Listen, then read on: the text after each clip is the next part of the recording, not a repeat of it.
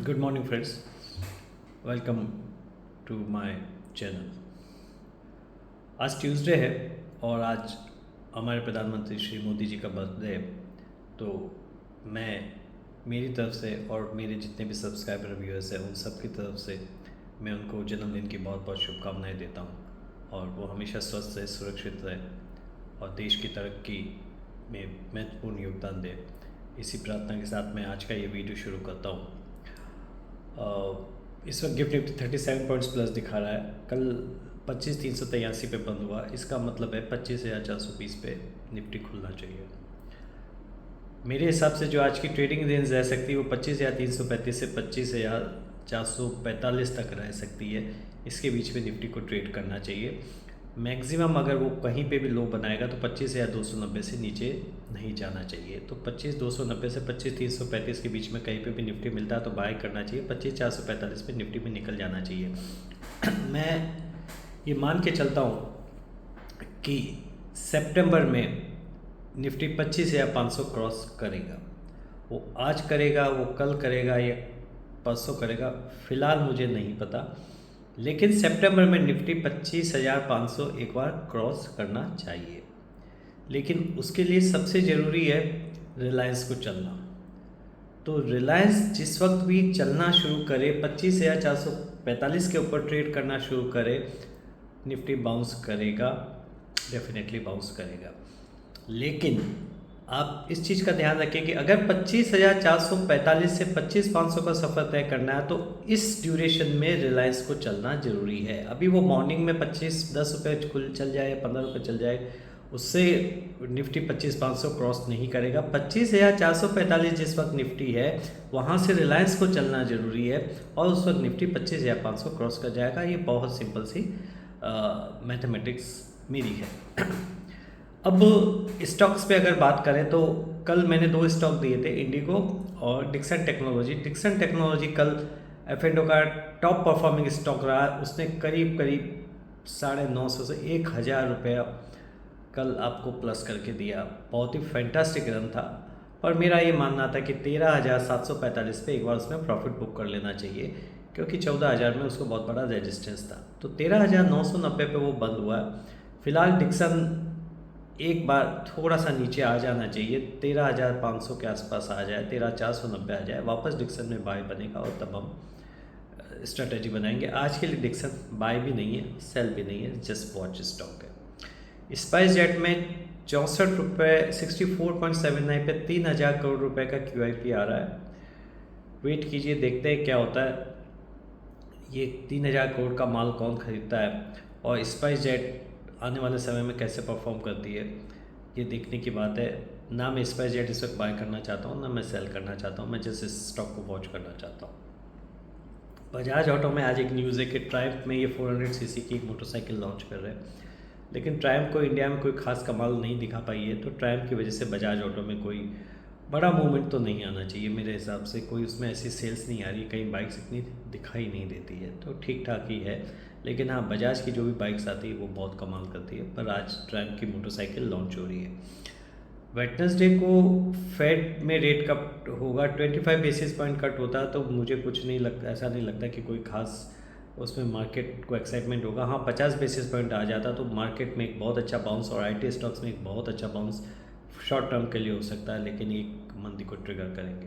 आप मेरा यकीन कीजिए, कल मैंने 2 वीडियो बनाए हैं, reasons for the expected crash और Nifty levels to watch during crash. वो आप जरूर देखिए, वो आपको बहुत काम आएंगे। जब भी क्रैश आएगा आपको बड़ा पैसा बना के देंगे, आप यकीन मानिए। वो लेवल्स आप याद करके नोट करके रख लिए और क्रैश का वेट कीजिए, आपको मज़ा आ जाएगा। तो ये है। दूसरा, आज ओला के अंदर एक ब्रोकिंग रिपोर्ट आई है। देखिए, मैं ब्रोकिंग रिपोर्ट्स को बिल्कुल पसंद नहीं करता, लेकिन हम लोग रिटेल इन्वेस्टर है और अगर बाय में कोई टारगेट कोई ब्रोकिंग हाउस बढ़ा के देता है तो उस अपॉर्चुनिटी का फ़ायदा लेना चाहिए और पैसा बनाना चाहिए। बहुत सिंपल सी चीज़ है। मुझे ब्रोकिंग हाउसेस की रिपोर्ट्स को मैं बिल्कुल कंडेम करता हूँ और वो सिर्फ स्टॉक को मैनिपुलेशन करने का एक तरीका है। हम लोग रिटेल इन्वेस्टर्स को शॉर्ट सेल करना नहीं आता और इसलिए जब भी कोई स्टॉक गिरता है किसी ब्रोकिंग हाउस की रिपोर्ट की वजह से तो हम वो काम नहीं, शॉर्ट सेल वाला काम नहीं कर पाते। लेकिन आज पॉजिटिव रिपोर्ट्स है, इसलिए ओला परफॉर्म कर सकता है। 107 रुपये चल रहा है। 99.90 का एसएल रखिए क्लोजिंग बेसिस पे। 99.90 के नीचे क्लोज हो जाए, ओला से निकल जाइए। मुझे ओला संभाव फ़िलहाल पसंद नहीं आ रहा है, क्योंकि ओला को ऐसा कंपटीशन मिलने वाला है, जो भी ये बड़ी बड़ी कंपनियां हैं।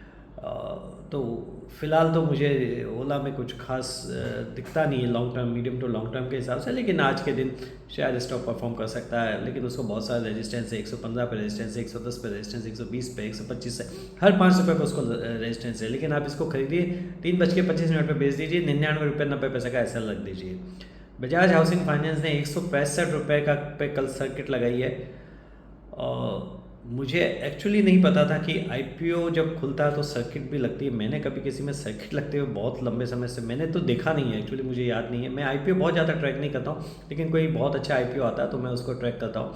तो कल ये मैंने ट्रैक किया था, 165 पे इसको सर्किट लगी थी, ऊपर खुलना चाहिए। और 210 रुपये का किसी ब्रोकिंग हाउस ने टारगेट दिया, पर ये टारगेट मुझे तो ठीक नहीं लगता। लेकिन अगर चल जाए तो आप एग्जिट करके बाहर निकल जाइए, क्योंकि 210 रुपये वैल्यूएशन के हिसाब से बिल्कुल ठीक लग नहीं रहा है। इन्फोसिस 1930 1935 आए तो बाय करके जाइए। अगर 1955 के ऊपर क्लोज करे आज तो कैरी कीजिए, 1955 के नीचे क्लोज करे तो कैरी मत कीजिए। इन्फोसिस से एक बार एग्जिट कर लीजिए। अगर 1955 के नीचे क्लोज करता है, 1955 के ऊपर क्लोज करता है तो डेफिनेटली कैरी कीजिए, वो आपको कल पैसा बना के देगा। इसके अलावा अडानी ग्रीन में भी 2400-2500 रुपये का कुछ टारगेट है। अडानी ग्रीन चल सकता है, अगर आपको इंट्राडे ट्रेड करना है आप कर सकते हैं। इंडिगो पे मैं बात करना चाहता हूँ। इंडिगो 4945 है, इंडिगो खरीद लीजिए। इंडिगो आंख बंद करके खरीद लीजिए, आज नहीं तो कल, कल नहीं तो परसों, 2 या 3 दिन में वो 5040 का लेवल आपको दिखा देगा। जिस दिन भी 5040 क्रॉस कर जाए, अगला लेवल 5250, 5490, 5500 है। मज़ा आ जाएगा आपको इंडिगो के अंदर। 5040 के ऊपर क्लोज करने का वेट कीजिए। आप 4945 पे खरीदते हैं, 5040 का अगर ऊपर क्लोजिंग नहीं देता, 5040 पे निकल जाइए। 5041 का भी क्लोज देता है तो उसको कैरी कीजिए, आपको 250, 300, 400, 500 रुपये दिखा देगा। मैंने आपको कब से, मैं काफ़ी समय से इंडिगो बोल रहा हूँ, IndiGo is one of the best stocks. Bajaj auto, IndiGo, Dixon technology, ये आपको वो पैसा बना के देंगे जो आप सपने में भी नहीं सोच सकते। इतना अच्छा पैसा ये लोग बना के देंगे।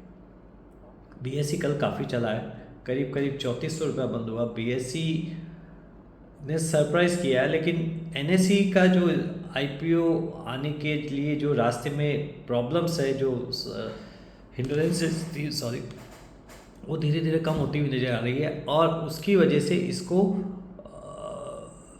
पुश मिला है। पर वैल्यूएशन के हिसाब से BSE मुझे यहाँ पे ठीक नहीं लगता है।